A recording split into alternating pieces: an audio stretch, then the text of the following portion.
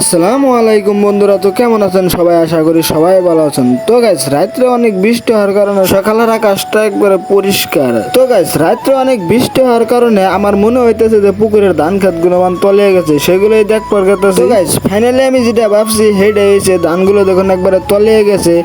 রাত্রে অনেক বৃষ্টি হয়েছে, প্রচুর পরিমাণে বৃষ্টি হওয়াতে ধানগুলো একদম তলিয়ে গেছে। আর এই ক্ষেতটা কিন্তু পুকুরের মধ্যে করা হয়েছে। তো গাইস, তাই আমি ভাবতেছি যে এই ধান ক্ষেতের পানিগুলো মোটর দিয়ে অন্য জায়গায় হিসেবে ফেলে দেয়, নইলে এই ধান ক্ষেতগুলো কিন্তু নষ্ট হয়ে যেতে পারে। তো গাইস, ফাইনালি আমরা মোটর লাগাই দিছি ধান ক্ষেতের মধ্যে পানি হিসার জন্য।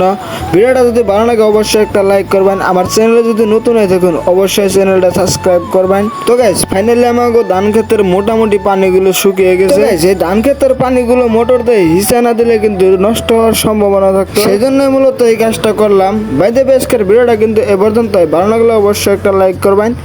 বাই। আর হ্যাঁ, অবশ্যই চ্যানেলটা সাবস্ক্রাইব করবেন। অন্যের একটা সাবস্ক্রাইবে আমার খুব আনন্দিত করে। বাই।